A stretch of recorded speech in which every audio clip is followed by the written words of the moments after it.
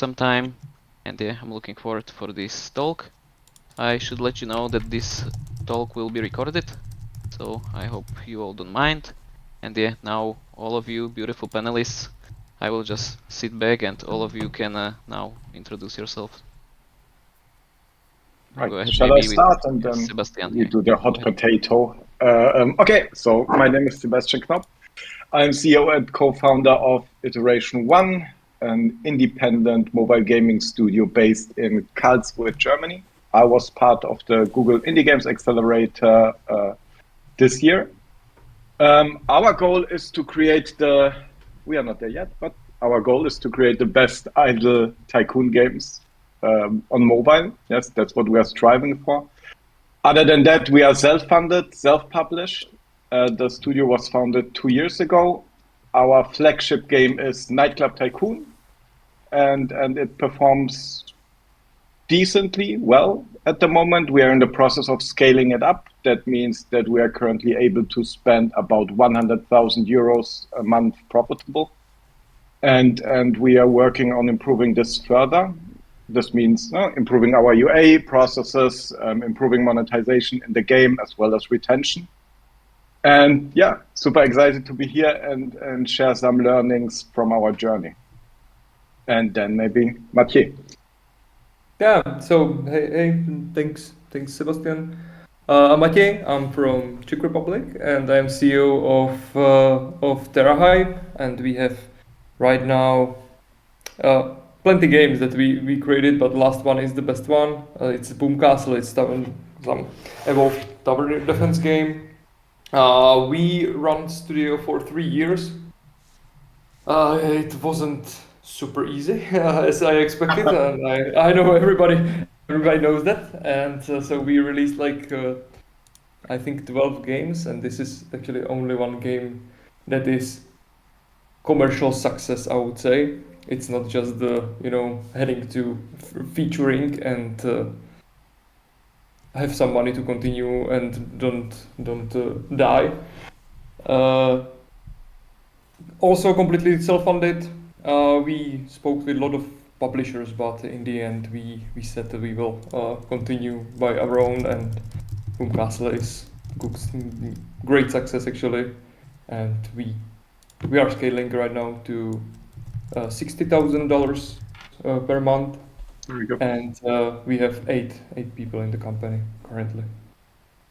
So, Mr. Romak. Yeah, it's great to be here among amazing panelists, first of all.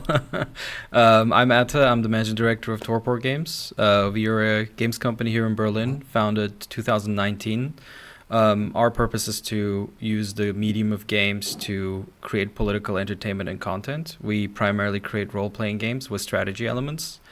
Made a game called Suzerain, which we've brought to mobile and which we're bringing again to mobile, thanks to the Google Indie Accelerator and some other people who supported us. So our journey is kind of building the product, adding more DLCs, monetizing it better, and yeah, building more games inside the same universe. We are started from premium, so we're now exploring the more freemium hybrid monetization aspects. And yeah, that's a bit from us. Awesome. Then I think we can start with like a proper marketing question next, and the first question for you, and feel free to like start whoever of you want to start. And the question is, what's your organic traffic strategy? So maybe Mr. Novat can start because he's the best guy in this group for that. Sure. I mean, so I think like our unique positioning needs to be talked about first to really ground this question from our perspective. We are a very premium-esque game. It's a very it's a 10-hour long experience that has replay value about 3 to 4 times, and people get really sunk into this like very branching and customized story with these strategy elements. So our audience is very like deep into the lore. They're very invested. They're just like it's more like a mid-core hardcore type of player base. So we created a fan base around the game, and we started like really making sure our social channels and our communications are updated every week, every month, and we keep like our audience in touch with the developments of the universe and the game. So that's been like a big push in how we actually have control of our audience as much as possible, which is through, our Reddit, which is now with 21,000 people that are subscribed to it, our Discord that's reaching 8,000 right now, and a wider community. So when we pushed Suzerain on mobile, we noticed that like without any paid advertisement, we started getting hundreds of thousands of installs. We were quite surprised by this because there was no outstanding campaign from our side, and it was just a lot of people talking about the game, news sites mentioning it, and Reddit just pulling together and bringing organic traffic to the stores. So like the game being very unique, niche, and of course tackling these like serious societal subjects, but like in a very engaging and entertaining way, ended up like creating this natural organic traffic to the mobile sites. And since it was a free demo to try out without a paywall to try, it just like made this whole organic push happen. So the conditions were ripe for it. We got about 550,000 organic installs on the app. Not Could I bad. ask you a question? Is it still continue the organic? So we didn't update it for 2 years, so it dropped. Oh. So this is the part where that's the thing we're working on right now. So it grew, and then nothing new came because our development pipelines are longer. Basically, like until we release new content, it takes 3 to 12 to 15 months sometimes. But also we refocused back on PC, which was a problem because we diverged our code bases, and that made so that we didn't want to, fully go back and redo everything. So now we committed this year to do everything on one database and code base, so we can push updates across platform. And yeah, now we're reuniting the audiences. And it's funny, this year there was a role-playing movement saying the Mobile Freedom Front, where all the mobile players in our community organized and advocated for political rights like a minority. And they're like, please bring the updates and the new DLC to us. So so the Mobile Freedom Front won us over at the end, and we're coming out next week with the big update. Nice. But yeah, who else would like to talk a bit about organics? I mean, I can follow up on this. So for us, organic traffic, in the beginning, there was no organic traffic for us. So we, from the very beginning, started doing user acquisition, and the very paid user acquisition, mainly on Facebook.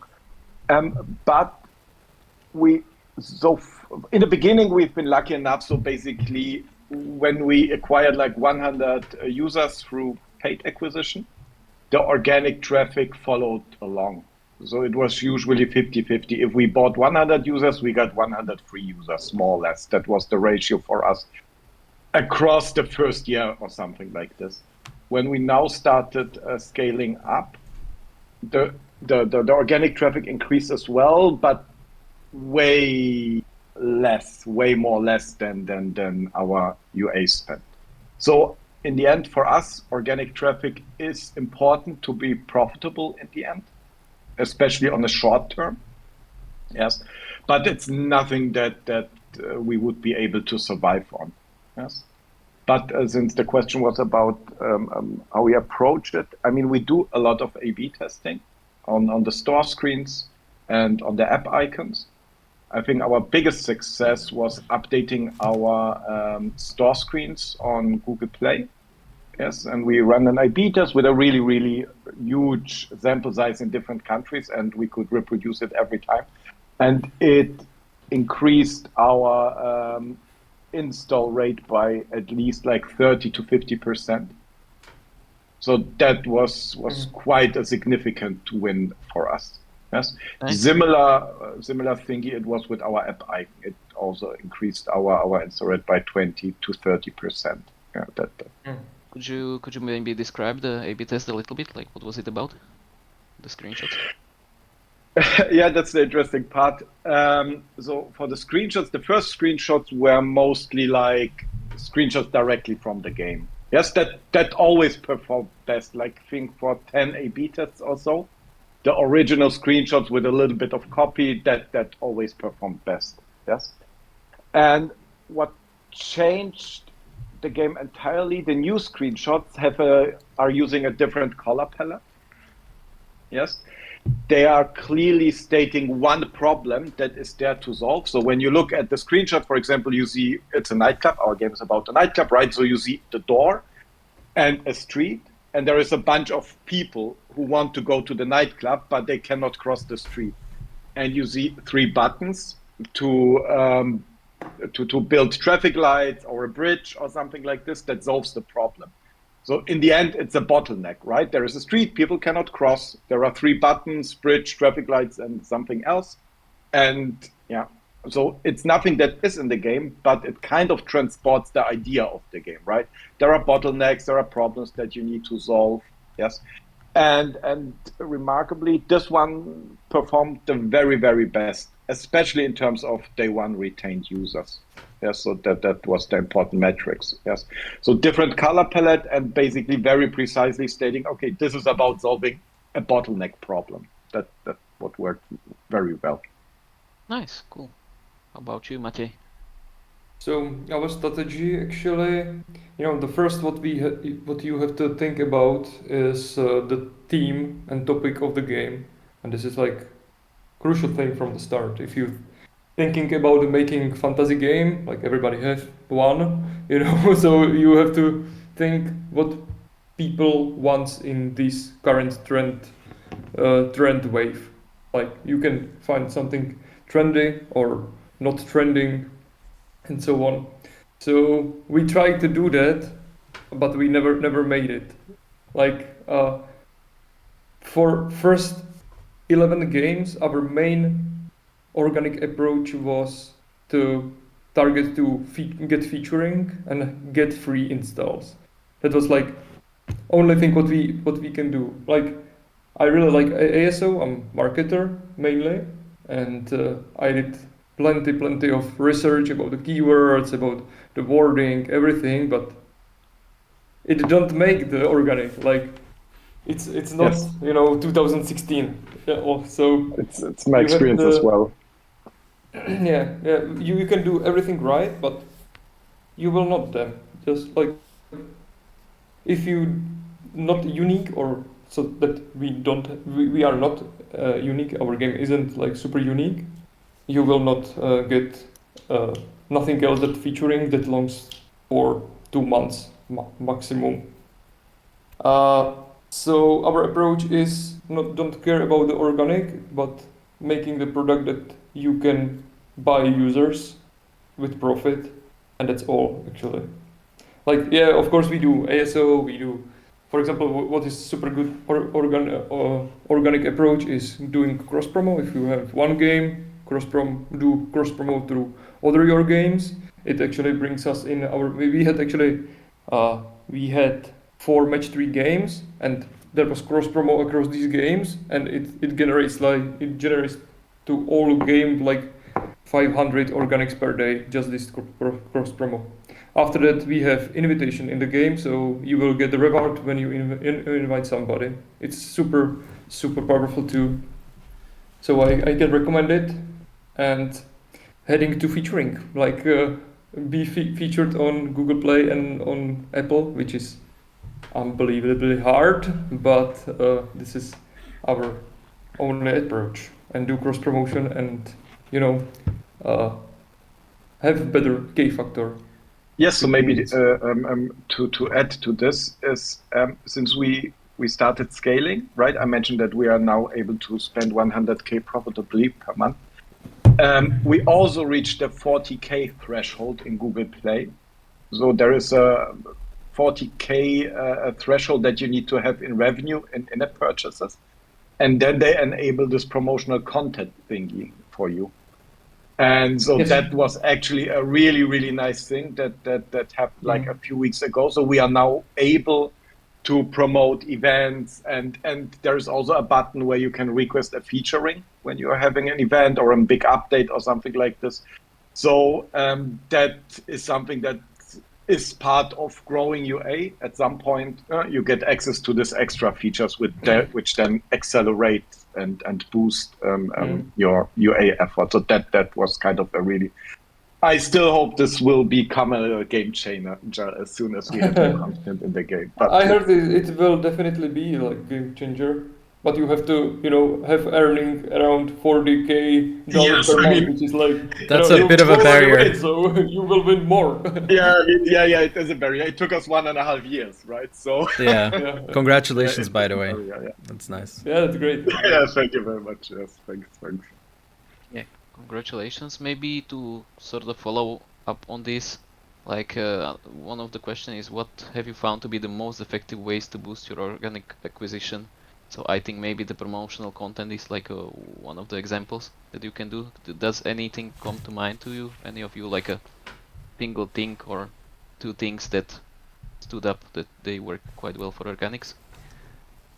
I think one thing that was interesting for us was because we had an audience already on PC, when we had a mobile launch, we saw a lot of people come from PC to mobile just to check it out. And I think there is something happening there because we bring a lot of people at once to the platform. And the platform sees that and kind of reacts somehow with this magical way that we're all trying to figure out, but we'll probably never.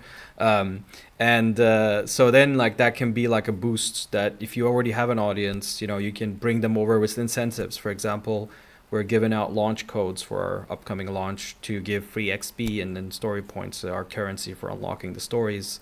And we're analyzed, but basically even without doing it directly like this, last time we saw a wave of people come. So having control over an audience that you can also bring in helps, and also coverage from some Reddit sites or other sites, like maybe deploying ads on socials could also be something that could be helpful to trickle people in. Those were our experiences of maybe utilizing the existing audience if you have one. This is the cross promotion. The cross promotion works the best for us. The invitation in the game that you ask every day everybody to share this link to your friends and give them small amount of, I don't know, coins or hard currency or something. Okay, And Martin, definitely- maybe you could elaborate how the invite a friend feature works in your game, because that would be also very interesting.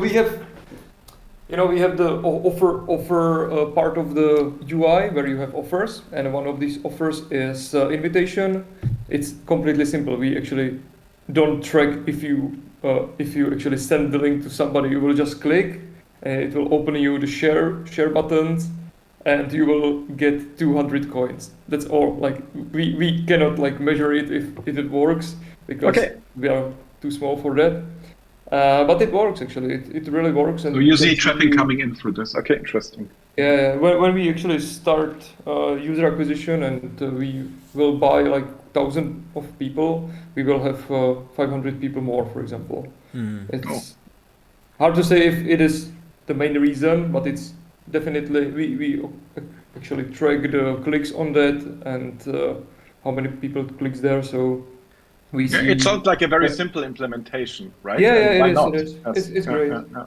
And if you have other games that have, for example, traffic, if you have, I don't know, 1,000 people in one game, why don't send them to better performing app, Yeah. So we did this in with our Match 3 portfolio, and it works also super good. I have a And question after on that, that. it was maybe I would say after that it was surprising how many people play completely the same game with different teams. And they just love all 4 games, it's amazing.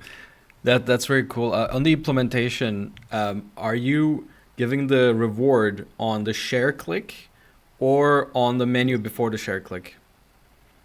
Oh, the menu. Yeah, actually, if you click on our UI button invite, it will open you share, but you already get the reward. this.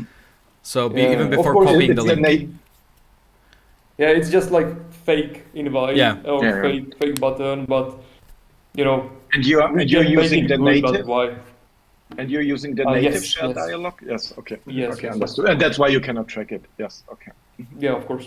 That's very interesting, actually. Like that's something we didn't do yet, and we might do that because it sounds like a good idea. So Yeah, it's something to think it's about. great. I mean, actually, it's a no-brainer when you think about it. Yes. Very good. So there is your value for today. Thank you. Yeah. So have a nice day. Bye bye. Yeah, everybody. That was fun. Yeah. I made a similar kind of feature for my game, which is like a screenshot button, just to screenshot your like room to make it cute and then share it with your friends. But also, I think it's not possible to even track like the real shares, like because it's on the side. It is. Through It It is, but it's simple like complicated. that. Yeah. But it's Oh, complicated, yeah. I already learned something new. Awesome. Mm. Yeah. So for the next question is, do you have experience using AI tools for user acquisition purposes, like generating creatives cheaply? No. I can- We are I can using. start or- Sorry. You can. I talk a lot. Okay, I mean, so as for that, what I can really recommend is for statics, like using Flux by Replicate, because the prompt understanding is superior to Midjourney or whatsoever. So you can really create tons of really well performing statics. So that's 100% recommendation. Yes, I think it's far superior to any other solution out there. Yeah. What was the name? Sorry. Flux, Flux, and the company is called Replicate. Yes. Okay, I will try.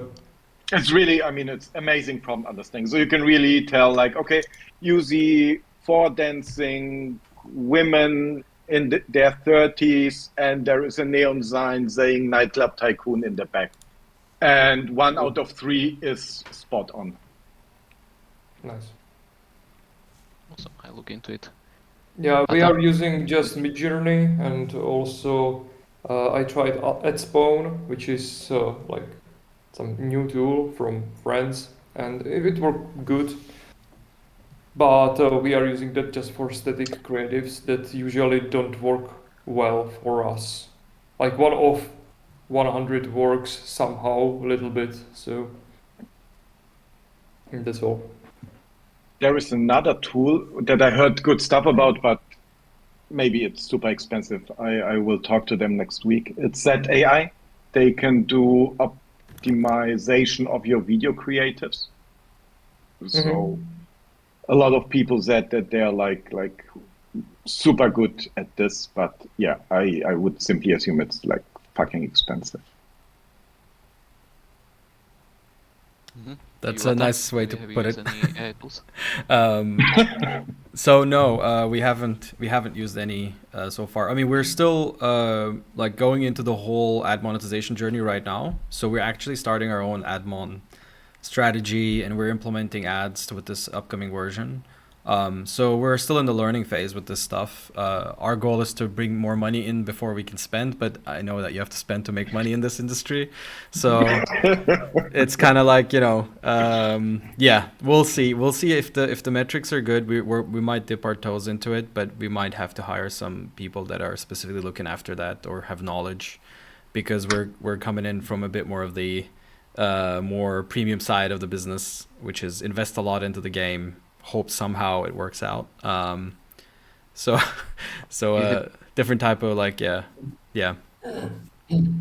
Is it also maybe on your mind that when we will be investing even more into the mobile game, like, are you worried about creating AI generated images for like a PC audience partially? Like, could they be maybe a little more sensitive to that? Like from what I've experienced on Reddit and stuff? Yeah, I mean, there's definitely, like there's different thoughts about that process. I would say like as long as it's artist driven and artist consented, it's kind of like more accepted in the industry right now. I think most people are concerned about whenever, there's like a completely different behavior about using the tools and circumventing stuff on the PC audience side. It's understandable, it's a big change. But for us, we pretty much stick to using in-house resources and tools and people. But yeah, when it comes to overall ad monetization, we're very, very, very newbies in this right now. And yeah, I'm learning a lot. I mean, dealing with all the platforms and the prospect of having like a big budget to do ad campaigns, and then having that difference between what you invest in and what you get, as Sebastian just told about how you get that extra 100 on organics and stuff. It's all new, so we're gonna see how it goes and experience it. yeah, but there's a lot to learn. So you know, with everyone here who are much more experienced than we are. Cool.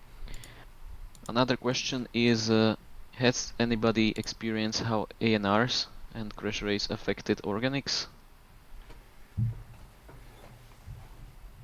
We have kind of low ANRs and crash rates, so like usual thing what Google people and everybody said it's affecting somehow the organics, but I never saw that actually. So I cannot say anything. But everybody said it affecting a lot, but We had it. yeah. Yeah, we had like a direct experience like 1 week after launch. I mean, because we ported ourselves in house, and we never, like, you know, we didn't hire an external studio. It was just we were trying to learn it, and we're trying to relearn again.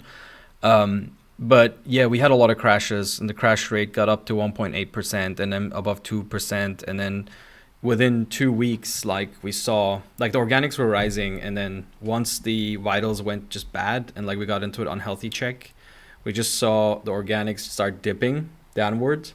Within like a matter of, I think, 4 weeks, this all happened. And then we deployed a patch the week after, which brought like the crashes down. Some optimizations were made, and we saw like the vitals improve, and then immediately the organics slightly uplift again.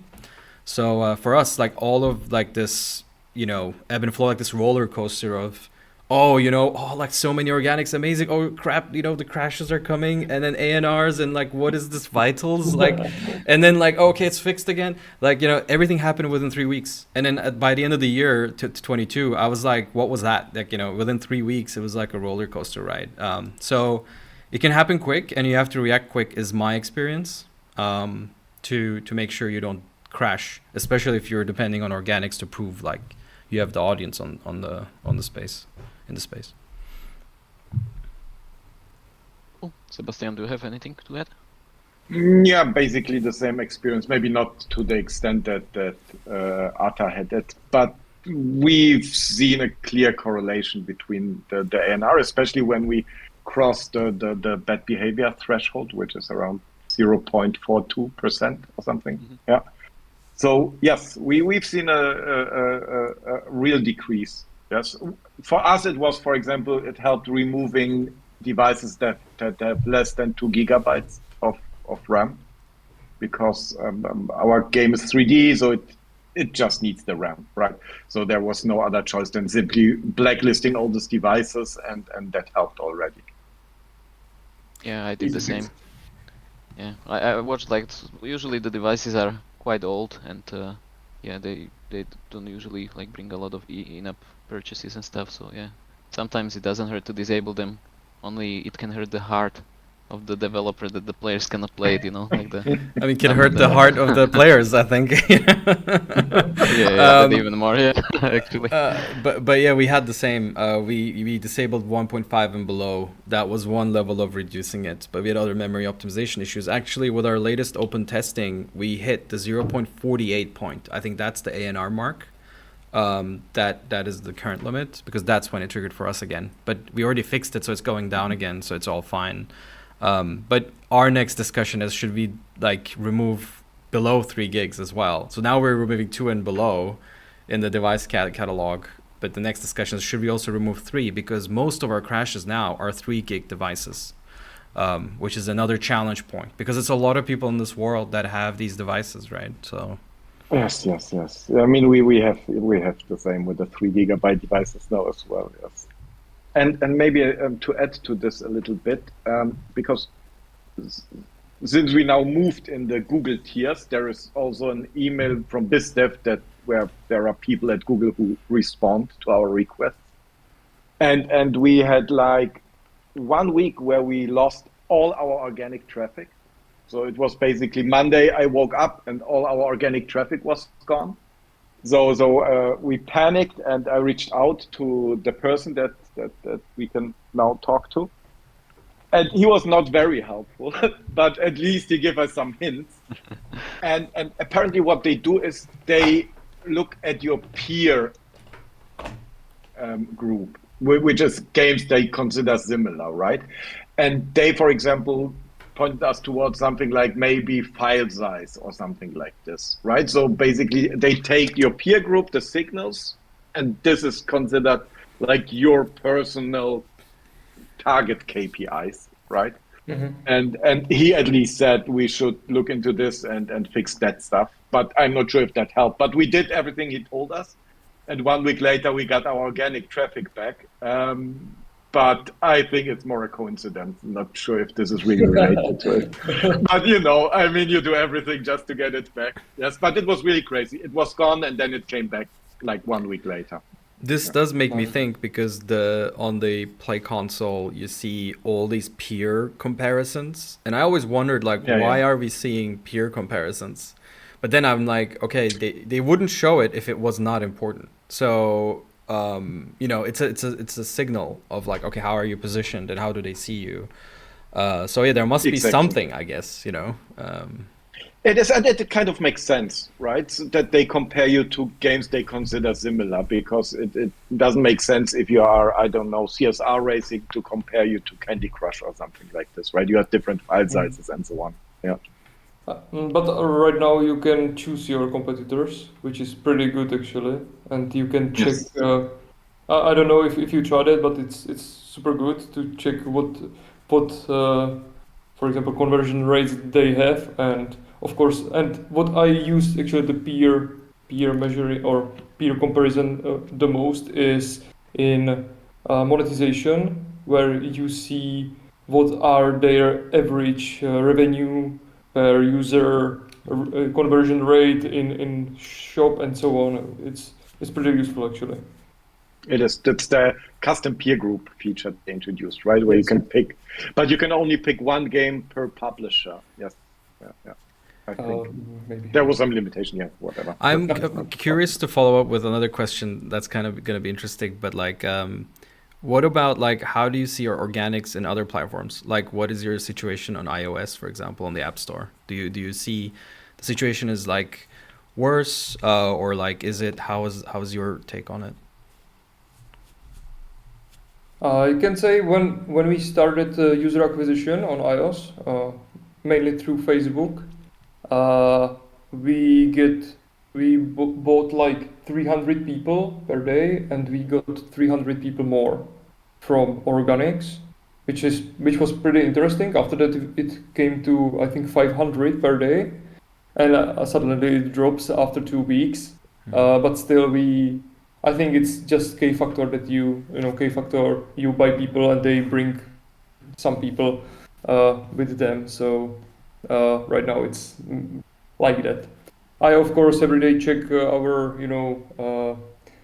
keywords and so on, but it says nothing. And on iOS it's pretty hard to have any organic, I think, if you are not a multi-billion-dollar company. Yeah, I think the winner takes it all effect on iOS is way, way, way stronger than on Android. So Android does a better job in distributing the traffic throughout different publishers and apps, and on iOS it's really like the winner takes it all. Yeah, but right now they have new feature in store that is create nomination for featuring. Yes, I've seen it. Yeah, it's like 2 weeks ago. I tried to fill it up, but we didn't have updates. So after in like 10 days, I will see if it is working or not, because previously previous nomination for featuring didn't work at all. Yeah, me neither. Yeah, that's interesting. Michael, do you have experiences with it? Yeah, just with the nomination I tried it a couple of times, but my game wasn't like super polished, so yeah, it didn't work, like didn't feature me. It was a very, very long shot, so yeah. So we had one experience in 22 when like the release month, like organics were very low, actually lower than Google Play for sure. But then we got this nomination through a regional contact in Germany who accepted the store coverage. So we were covered on the store there for 2 weeks, and it was a day and night difference. Like the organic versus coverage was maybe 10 to 20x impact. Like it was massive, and I was blown away by how much power that nomination had. But of course, once it was over, it was a crash. Like it's like we rode in heaven for 2 weeks, and then it just like came back to reality. It's just like real quick. But yeah, I think on Play Store, on average, the organics situation is better from our experience.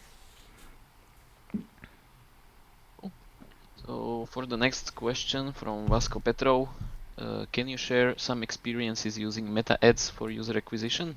Also, if you've implemented the Meta API for their app promotion tracking, and if it works or if it crashes or so. Yeah, your Meta Ads and the API of Meta. Maybe I can start and Matej can follow up. So we are not using the Facebook SDK. So our MMP mobile measurement partner is Singular, yes, and we are using Singular for Facebook, right? So we are not using their SDK. Yes. Other than that, I think for us, Facebook has not worked for the past, I don't know, 8 months or so. It worked in the very beginning, yes.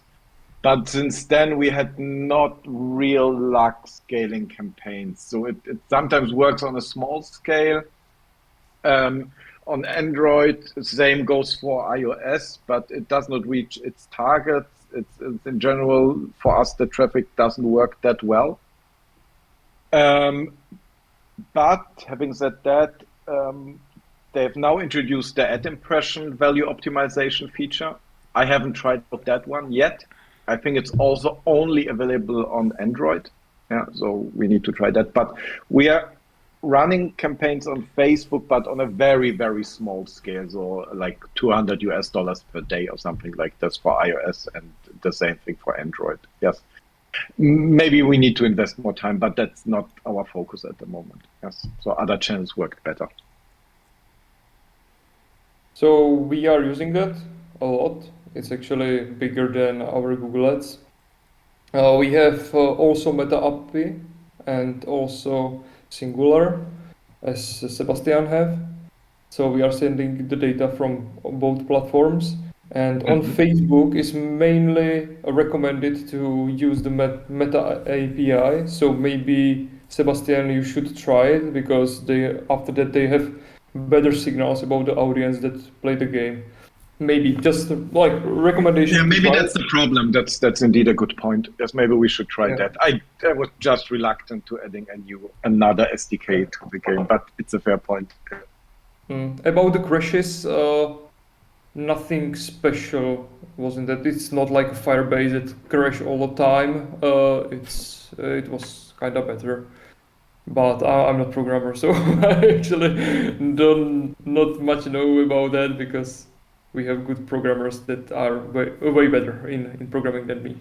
About the Meta Ads, we are currently around the scale like $1,400 per day there, and yeah, it works. It works from the start. Actually, it was surprising for me that for us worked CPI campaigns just for install, and it works like super good to scale around $500. So it was good. And this last month we started to do TROAS campaigns for in-app purchase, and it works like hell. And we have, for example, on day one we have return of investment around 40 to 60%, which is like awesome. And our campaigns are on 100% in 6 days. So it's amazing, but we don't have budget to scale it more, so we have to wait. So yeah, it works for me, and after that you can write me and I can tell you what is our setting of the campaigns. But actually for early prototype phase or early phase of game is Facebook better for testing than Google Ads. Like yes, that was the same for us. It's cheaper. It's better. There is better people. So and you have more control, right? That's the thing. Yeah, you have control, and it's quick. Like if you do anything in Google Ads, it's super slow to learn everything. But on Facebook, it's even in small scale, it's way better and way cheaper. Exactly, maybe to follow up on this. So that's what we did in the very beginning. So in the very beginning, we really ran small campaigns, like with even $50 a day, and it works reasonably well. Yeah. Cool. Do you want to add something, Atta, or I can ask you another question? We, I mean, I'm not the expert in this field, so we can Yeah, that's move on. okay. Yeah. Yeah, me neither. Yeah, maybe I would ask you like the first one question from David, which is what other UA channels works well within your budgets? I think you said that you've used Reddit. I'm curious about that. Like it felt to me like it would be the right choice for like a originally PC game with a Reddit audience already. So Yeah, we had a small Reddit campaign. So this was 2023. Yeah, beginning of 23. We ran maybe 2-3 months on a very low budget. And we saw really positive returns from it, from two aspects. Actually, the trickle to mobile was not that much.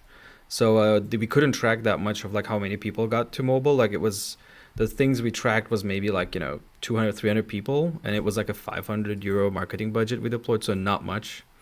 But what the impact of actually what we saw was actually that it brought more people to the subreddit, and it brought like nearly, I would say like, I don't know, like 1,000 people or so, and then it started trickling like more and more people. So what we noticed was like the impact was like not just on like the app side, and it was on like also on like just getting more people to the subreddit side, and then that subreddit itself by organics actually fed back into the app, because people who use Reddit oftentimes check Reddit on their phone, and then the mobile apps and the phone connection between Reddit and the apps actually works very well. So it ends up being like a consistent marketing connection and tool.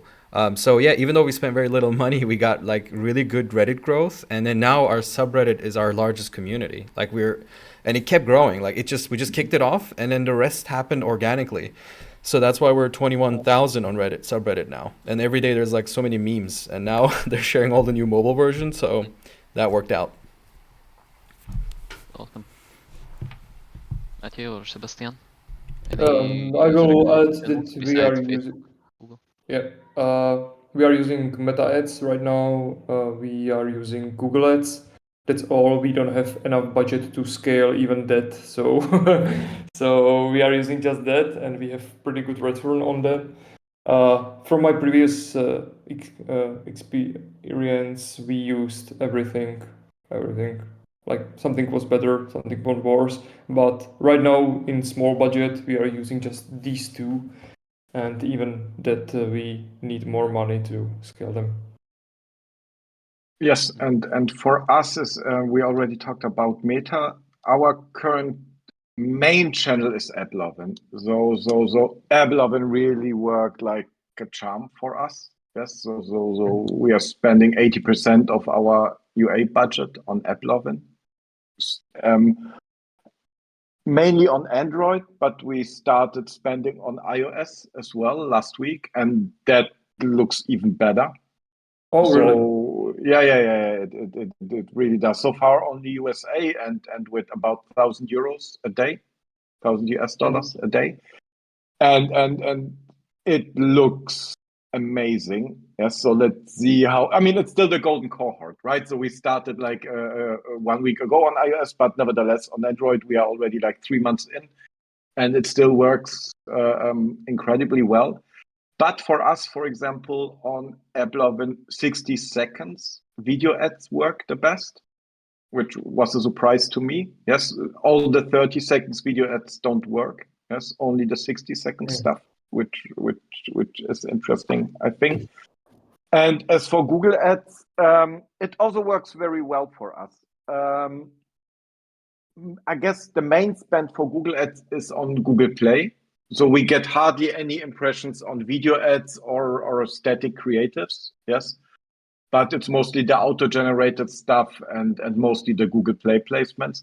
Currently, we are spending about 2,000 per day on Google Ads, roughly.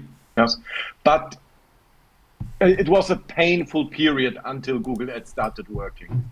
So I think we had like for 1 month or maybe even 6 weeks negative campaigns running on Google with shitty traffic until it started working. So it was really a long learning period and a very painful process in the very beginning. Yes, I'm not sure if it would have worked without that painful period. Yes. So. Cool.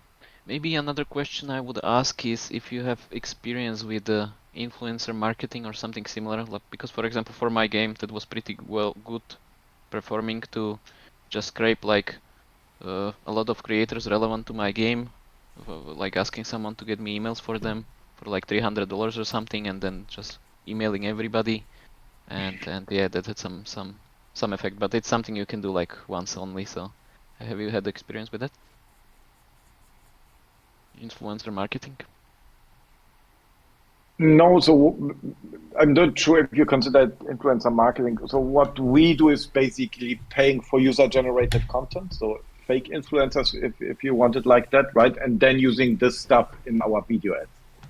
So that's the thing. Like doing outreach campaigns or something like this never really worked for us. Did it work for you, by the way, the fake influencer? Yeah. So on AppLovin, this. So we have two best performing ads, and the one thingy is basically with a fake influencer. Yeah. Cool. I have. Sorry. You can. Go Yeah, on. maybe just one piece. So and getting this content is cheaper than creating professional video ads. So I think you can get a user-generated content video for, I don't know, $250, maybe 150 on Fiverr. I guess you can get it for $80, but you need to do a lot of micromanagement. Yes, but if you go with an agency that takes away the micromanagement from you, you pay 250 or something like this if you order 10 at once. Yes, so that's one of the cheapest ways to generate creatives. English-speaking creatives. Maybe you get cheaper ones if you're not looking for English stuff. Yeah. Maciej? So we have used influencers in Jiva when I worked there in Madfingers Games where I work like 2 years ago. Oh, sorry, 5 years ago already. Oh my God, it's so long way. It didn't work.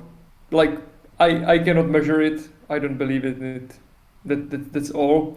About what we do right now, we have some list of influencers that I scraped from YouTube, and some but like we write like 300 influencers.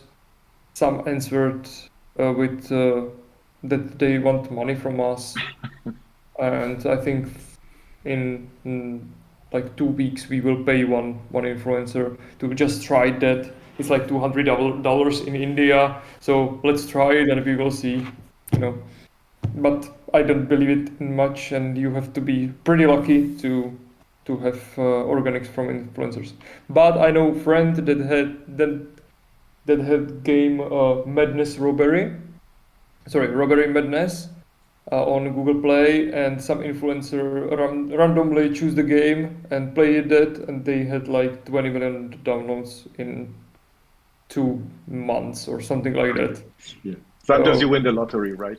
But it is also a lot about the game, right? Because we touched on this in the preparation of this talk, right? For example, for Mate and me, we have like this lighthearted entertainment, so we are McDonald's kind of entertainment. But Ata has like this more meaningful kind of game, so there is a way different engagement with people. Yeah. I don't know. Did you do reach out campaigns, Atta? I mean, that sounds like something that might work for you. Yeah, how we approached it was, I mean, we never had big marketing budgets, so that was a big constraint. We put in like about usually up to like 90% of our budget into development. So that's our kind of strategy of making games. But of course, as the games scale, you do need larger marketing budgets. So that's even a fact in our types of games. But one thing we've tried, which has worked quite well for us, was beyond having the internal marketing resources to do the posts, to do the socials, and everything that you need to do. We actually partnered up with Templin Institute, And the Templin Institute is like a YouTube page that covers lore-heavy content. So this could be the Warhammer universe, this could be Star Wars, this could be Lord of the Rings. And the Templin Institute actually did a documentary for the countries that we were releasing. And like the first game release was Swordland, and we did a partnership. We actually paid them. It was a few thousand that we paid them, and a very low cost for the amount of work. I mean, they just are big fans. And it's like a 30-40 minute documentary, so you get to watch the documentary of the country before you play the game. And we saw more than 100,000 YouTube views on that, and then we used that as our marketing material pre-launch. We made people watch the documentary to get into the lore, into the universe, and we saw super high engagement rates. People really loved watching, like, oh, okay, so this is the thing that's going to happen in the game. Now I know the history, I'm prepared to lead in the game and stuff like that. We had the same thing with our DLC as well, so we launched a second documentary. So yeah, that's been, for us, it's been very powerful. But of course, it comes back to the thing that you mentioned, Sebastian, and it's like we have fewer people, but they're very intense. They're very hardcore, they're diehard, they're repeating customers, they're purchase as much as possible. Like we did a poll about that, like our average purchase power on our audience, like that, we asked them how much would you pay in the next 3 years. The average from the 3,000 people who filled the poll was $180, $170. So on average, people would spend that much over the next 3 years, which is quite a lot of money. So yeah, hyper focused, hyper targeted, high quality works with us, but it's very different, of course, when you want to have that mass scale attachment. And for that, it's a 40-minute documentary won't do the trick. Awesome. Yeah, maybe we have time for like let's see, 2 or 3 questions perhaps. Next one, maybe if you can answer it like fairly quickly, if you can, but yeah, you'll see. Is on Google Ads, when you underperform your return on ad spend target, like ROAS target, do they start sending lower quality users? And is there a way to stabilize the user quality? Matej, maybe? If it is underperforming, I think if your campaign is underperforming your ROAS target, the campaign will be turned off itself. So it will not bring you low quality users. What will bring you low quality users is CPI campaigns, campaigns targeted to install. That will brings you all the time low quality users on Google Ads. If you want to have better quality users, and it means like retention from 10% to 25% on day, for example, on day 2 or on day 1, you have to do ad ROAS campaigns from start. These campaigns are cheap. You can buy every users on every geo because you care about the ad ROAS. So we will have cheap installs and good return. But of course, your ad monetization have to be ready for that. So at least, for example, 5 impressions per day per user. So anything to add? Yeah, sorry, Matej, go ahead. Yeah, no worries. No, I don't have anything to add, but maybe an anecdote. And make sure your tracking is working properly. We made the mistake that our ad impression event was fired twice because the callback got registered. It was a bug. It got registered multiple times for some users, but not for all users, right? Which then led to some campaigns vastly overspending, yes, and we were like, oh, it's performing really well, yes. But at some point you realize, okay, it's performing too well, yes. Something's too good. So, I mean, that's something that you should always check, yes. And I mean, I've been in the industry for 10 years and it's still happening, yes. So yeah, nobody is beyond these mishaps. It happens somehow. There are different things as well. I have actually a question because we're going through it right now. What is the thing that determines eCPM between different networks, especially in mediation? Because we see very different like values from different networks, like AppLovin being super high right now, but Unity ads being lower. Like, what is the balance between impression versus the reward and like the eCPM value? And what can developers do to change? Like as ad monetization. Yeah. Whenever, like, yeah, the Yeah, app. I think uh, you have to have better ad placements in your game. That's the only thing what you can do mainly. Like you can set more ad networks, of course, and it's everything is in bidding right now, so there is not much way to optimization differently. Yeah, you just need to do placements in the game, better placements, and maybe better rewards. Yes, and maybe that whole thingy with consent management stuff and so on, because that was wrong on our iOS app. I think the consent was not correctly submitted to AppLovin or something along those lines. I don't remember the details anymore, right? But Mhm. this hurts DPMs vastly, right? Mm. Because then the IDFA is zeroed, so the user basically gets untargeted traffic, even if he agreed to be tracked. Yes, and that basically crushes your CPM. Yeah. In Europe, yeah, we only find it because we compared Europe to the rest of the world, and then it Mm. was pretty clear that this is about that. Yeah. And like, what's the like? How does one network really, like have a super low CPM and the other high? Does that mean that there were less people who got more of a reward than the other one, and there are a lot more people on the lower eCPM? There were like way more people that got the same reward. Is that the balance of how that's determined per network? Uh, I think eCPM is not a good metric for that because you need to have fill rate, and eCPM is just average. Like Mm. you don't know what countries is there. So if you have one impression in Belgium and one impression in Saudi Arabia, it will be kind of different. So it's pretty hard to go there. I think the most important thing is ARPDAU and which network gives you good ARPDAU. And of course, you have to manage to have fill rate like as high as possible, at least, I don't know, 98%. If you have below that in any country, it will brings you maybe bigger, eCPM, but still you will lose the money because you are wasting 20% of impression. So pretty hard to say about the eCPM. I think it's not in these days when bidding is doing everything for you. It's kind of irrelevant. I think I would not be much confused by this metric. Maybe I would wrap things up. We have 2 minutes with the last question, Oh, which could be like a bit lighter one. Is if you have any fails in your games marketing that you don't mind sharing, like what did you fail in? Anybody who wants to start voluntarily? I already mentioned tracking ad impressions twice and sending it to the network. So yeah.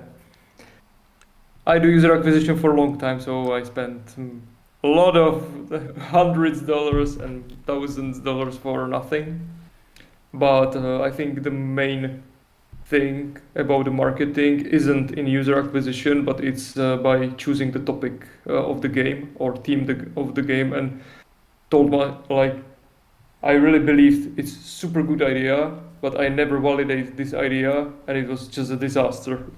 Like for example, our game, Word Golf, which was fusion of Scrabble and golf, and I thought it will have a lot of organics, and it doesn't work because I didn't uh, I didn't test the idea before we started to do that. Mm. did you do it with the current game? So you tested the concept in the beginning with fake ads, or We didn't have budget for that, so we didn't do that. But we knew it will be success because when we had almost completed prototype, two games in the same genre was released and were multi-billion. So we go all into this game, and we knew that we want to do this game for Western market because our competitors were mainly in Asia. Mm. So we didn't validate it, but next reskin we will validate a lot. Yes, I mean that's how we started out with Nightclub Tycoon, right? So we started really with creating fake banners of the game. We had different ideas. I would think we even had Swimming Pool Tycoon and stuff like that, and we tested that stuff, and the nightclub theme performed best. Yes. But maybe there is a learning to this, so it performed best and it works good in UA, but there is no organic traffic, right? Because people don't search for nightclub games because there are hardly any nightclub games in gaming history. So, I mean, you have tons of hospital games, and when you think about it, I guess more people have been, hopefully, to nightclubs than to hospitals. But throughout the 40 or 50 years of gaming, there are very, very few games with that theme, right? So, And this is why you have profitable campaigns, actually, because its marketability isn't like about the organic, but it's about lowering the CPI to have like cost per installs to have better return of investment. Exactly that, and that has yes, so far that has worked really well. So I can just double what Matej just said. I mean, test the concept as early as possible. Definitely. Yeah. Even with $100, it's better than nothing, actually.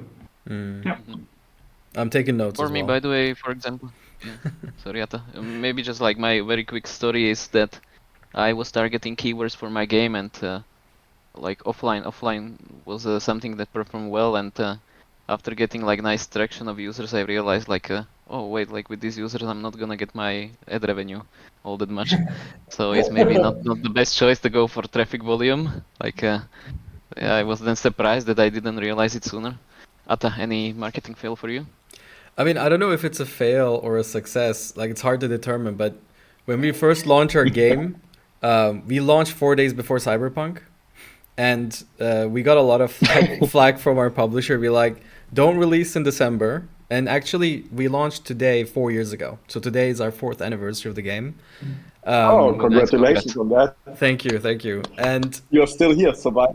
Yeah. So yeah, like, and people were like, "Oh, this is insane! You're going in with the press waiting for Cyberpunk, and you're going to Steam as well, like, which is like double damage." But for some reason, we had an incredible good all-time peak, and we had like that day, I think more than 7,000 players play within that release evening. So it did work out. But the other question is like, a lot of people were focused on Cyberpunk, so part of me is like, maybe it would have been better if we had like a gap, and then where maybe that could be like way better, but I can't tell. But like, yeah, so I think it could have been better. Maybe it was the best it could be. It's hard to tell, but don't release in front of big games, like a few days before them. It's super risky. Like overall, like industry knowledge is, like, unless you're very different, you got to be like incredibly different and niche, and your audience is not gonna play that. But if you are like you have more common tendencies in your game, I don't recommend launching across like a massive thing that's gonna come out. Awesome. Okay, I guess we should wrap it up so we don't go too much over time. We're already 4 minutes late. Yeah, and I think if there are any open questions that we could not address, I mean, you can ping us on the channel or something like this, and we are happy to follow up. Yeah, please, anybody listening, thank you for listening. And also feel free to be active in the chat, and we'll read stuff and answer stuff there. So consider becoming an active member of the community. And thank you very much, all the panelists, Matej, Ata, Sebastian, and thank you all listening. Yeah, and Michael, thank you very much for moderating it. Actually, Michael lost on paper, rock, scissors. That's why he had to do the moderation. It was Wheel of Fortune, actually. Wheel of Fortune, yes. Oh yeah, we could figure out how to do rock, paper, scissors. The Wheel of Misfortune. That was exactly it. Yeah. Thank you, Michael. Thank you. And Thank you maybe so one much. thing for our listeners: if you have some topics that we should cover next time, just write it down, and we will cover that. If we will have the knowledge, of course, about it. Yes. Or if you feel like doing a panel about whatever topic, yes, just let us know. We will try to repeat this. Yep. So thank you, guys. Awesome. Bye. Thank you. Thank Take you. care, everyone. Thank you very Bye-bye. much. Bye. Bye all.